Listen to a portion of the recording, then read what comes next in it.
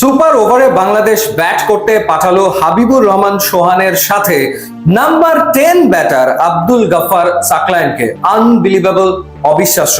হ্যাঁ, সাকলায়েনের 12 বলে 16 রানের কারণেই মূলত এই ম্যাচ সুপার ওভারে গেছে। 12 বলে 16 রান করতে দুটো ছক্কা সাকলায়েন হাঁকিয়েছেন, ঠিক আছে, কিন্তু যখন খেলাটা সুপার ওভারে চলে গেছে তখন কি একটা টিম ম্যানেজমেন্ট তার নাম্বার 10 ব্যাটারকে পাঠাবে ব্যাট করতে? বাংলাদেশ করলো তাই, এবং সে যখন স্ট্রাইকে গেল, প্রথম বলে সোহান 1 রান নিল, দ্বিতীয় বলে সে আউট হয়ে গেল। এরপর ব্যাট করতে নামলেন জিসান আলম নামার পর ওয়াইডের মাধ্যমে বাংলাদেশ 5 রান পেয়ে গেল, অর্থাৎ বাংলাদেশের রান হয়ে গেল 6 2 বলের ভেতরে। তখনও 4টা বল বাকি, সেই 4টা বল যদি 4টা সিঙ্গেলও হয়, বাংলাদেশের সুপার ওভারের রান হয় 10। কিন্তু না, জিসান আলম তিনি হিরো হতে চাইলেন, ঠিক যেরকম ভাবে ইন্ডিয়ার এগেনস্টে হিরো হতে চেয়েছিলেন ইয়াসির রাব্বি। জিসান আলম এই ম্যাচে ঠিক একই রকম ভাবে হিরো হতে চাইলেন। বাংলাদেশের ক্রিকেটের সবচেয়ে ওভার রেটেড ক্রিকেটার আমার কাছে মনে হয় এই মুহূর্তে জিসান আলমকে। এবং তিনি যখন প্রথমবার ব্যাট করতে নেমেছিলেন তখনও তিনি আউট হয়েছেন, ডিফেন্স করতে পারেননি ঠিক মতো, এবং সুপার ওভারেও দলকে তিনি ডোবালেন। বাংলাদেশ 3টা বল খেলতে পারলো না, এবং রিপন মন্ডল তার প্রতিদিন একই রকম ভাবে ডেলিভার করবেন না, যার কারণে বাংলাদেশ এই শ্বাসরুদ্ধকর ফাইনাল ম্যাচটা হেরে গেল। আরো একবার বাংলাদেশের হৃদয় ভাঙলো, ক্রিকেট ফ্যানদের হৃদয় ভাঙলো। তবে এই ম্যাচ আসলে সুপার ওভারে গেছে, সেটাই বাংলাদেশের জন্য এক বিরাট প্রাপ্তি, কারণ এই ম্যাচ সুপার ওভারে তো যাওয়ার কথাই না, যেভাবে আসলে বাংলাদেশের ব্যাটাররা ব্যাট করেছে। স্পেশালি যদি বলি যে 53 রানে বাংলাদেশের 7 উইকেট পড়ে গিয়েছিল, তো ম্যাচ তো সেখানেই শেষ। কিন্তু সেখান থেকে বাংলাদেশের একেবারে টেইল এন্ডার ব্যাটার যারা, রাকিবুল, এরপরে রিপন মন্ডল নিজে, এবং এই আব্দুল গাফফার সাকলায়েন, তারা 3জন মিলে অবিশ্বাস্যভাবে এই ম্যাচকে সুপার ওভারে নিয়ে গেছেন, যেখানে রাকিবুল 21 বলে 24 রান করেছেন, আব্দুল গাফফার সাকলায়েন করেছেন 16, এবং রিপন মন্ডল 9 বলে 1 ছক্কায় করেছেন 11 রান। এবং এই শেষের দিকে যে পার্টনারশিপ গুলো, অর্থাৎ একেবারে 10ম উইকেট জুটিতে 16 বলে 29 রানের এক অবিশ্বাস্য পার্টনারশিপ করেছেন আব্দুল গাফফার সাকলায়েন এবং রিপন মন্ডল।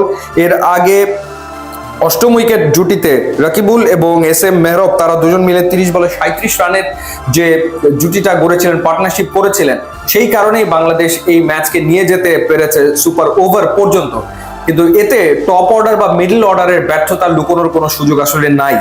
ন্যাশনাল টিমের ক্রিকেটাররা যেরকম রাশিদ খান কিংবা নূর কিংবা ওয়ানিন্দু হাসানাঙ্গা কিংবা বারুণ চক্রবর্তীর স্পিন বুঝতেই পারে না, খেলতেই পারে না, একই ঘটনা দেখলাম এই দলের ব্যাটার যারা, তারাও আসলে স্পিন বল খেলতেই পারে না। স্পিন বলের এগেনস্টে তাদের কোনো টেকনিক নাই, তাদের কোনো ডিফেন্স নাই, এবং যার কারণে কিন্তু এই সুফিয়ান মুকিম 4 ওভারে 11 রান খরচায় 3 উইকেট নিয়ে ফেললো।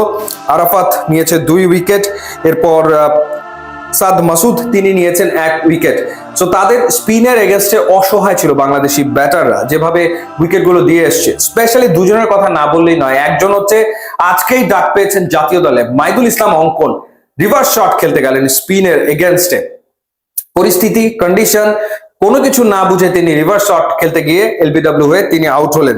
এরপর ইয়াসির রাব্বি, এত অভিজ্ঞ, এত এক্সপিরিয়েন্সড একজন ক্রিকেটার, কি ব্যাটিংটা করলেন, এবং তিনি আসলে তার খেলার মাধ্যমে প্রমাণ করলেন যে কেন তাকে আসলে আর জাতীয় দলে বিবেচনা করা হয় না। কারণ জাতীয় দলে বিবেচনা করার মতো যোগ্যতা আসলে ইয়াসির রাব্বির নাই, এটা হচ্ছে একেবারে বাস্তব সত্যি কথা, সেই যোগ্যতা তার আর নাই। মাইদুল ইসলাম অঙ্কনের কথা তো বললাম যে আজকে জাতীয় দলে ডাক পেয়েছেন, আজকেই তিনি ডাক মেরেছেন, অর্থাৎ দায়িত্ব তো নিতে পারেননি। এরপর আকবরের কথা যদি বলি, আকবরকে নিয়ে আমাদের এত স্বপ্ন ছিল, সেমিফাইনালে গুরুত্বপূর্ণ সময় ক্যাচ ড্রপ করেছেন, রান আউট করতে গিয়ে ব্লান্ডার করেছেন, ফাইনালে এসেও তিনি স্টাম্পিং এর চান্স মিস করেছেন, এবং পাকিস্তানের স্পিনের এগেনস্টে অসহায়, কোনো টেকনিক নাই। সো আকবরকেও কেন জাতীয় দলে খেলানো হয় না বা ডাকা হয় না, সেটার উত্তরও নিশ্চয়ই এই ফাইনালে আমার মনে হয় সবাই পেয়ে গেছে। সো ওভারঅল খুবই বাজে ব্যাটিং। সত্যিকার অর্থে যদি কেউ পারফর্ম করে থাকে তাহলে সে রিপন মন্ডল।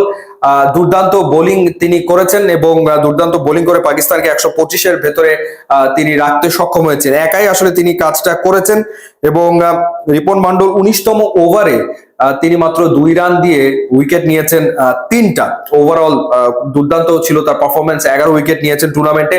কিন্তু প্রতিদিনই তো আর রিপন মন্ডল জেতাতে পারবেন না, তো ব্যাটসম্যানরা যদি কন্ট্রিবিউট না করে তাহলে আসলে কেমন করে হবে। হাবিবুর রহমান সোহান তিনি শুরু করেছিলেন ভালো, দারুণ কিছু শটস খেলেছিলেন, কিন্তু সব বলে মারতে গেলে হবে না, এবং তিনিও আসলে পাকিস্তানের স্পিনেই আটকে গেছেন, আউট হয়েছেন।